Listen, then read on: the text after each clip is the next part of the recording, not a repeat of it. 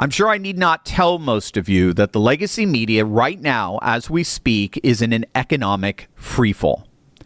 The Washington Post, one of the most celebrated newspapers in American history, just gutted itself, right? Did you hear about this? On February 4th, they fired over 300 journalists in a single morning. A full third of their entire staff gone, wiped out.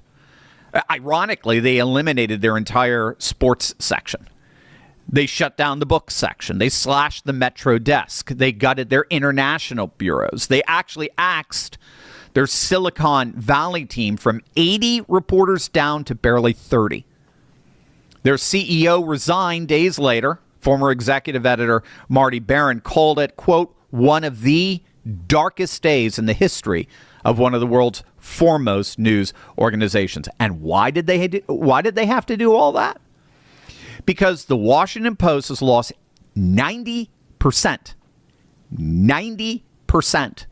of its daily online audience in just 4 years, plummeting from 22.5 million daily users in 2021 to barely 2.5 million by 2024.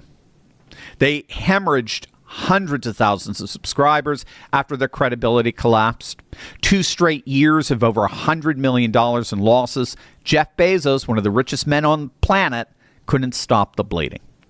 But it's not just the Post. It's everywhere. MSNBC, now humiliatingly rebranded as MS Now, just lost 25% of their total viewers in 2025 and a staggering 40% of its key advertising demographic. CNN dropped 16% in total primetime viewers and 31% in that key demo. NBC, they just laid off 150 employees, 8% of their workforce. I mean, these legacy media institutions are collapsing. Their audiences are gone. Their revenue is evaporating. Their credibility is in ruins. And yet these are the people whispering in Hunter Hess's ear, telling him it's brave to stand at a podium in Milan and announce he's ashamed of his country. These are the outlets telling young athletes that hating America is their path to glory. The same people who told the Washington Post staff that they were indispensable right before they handed them a box and walked them out the front door. Trump knows this. He knows the vast majority of the country is going to hear this woke nonsense coming from Olympic athletes, and they're going to be absolutely repelled by it, as they're repulsed by the woke left as a whole. But unfortunately for Hunter Hess, that's the company he's keeping. That's the team he's really playing for.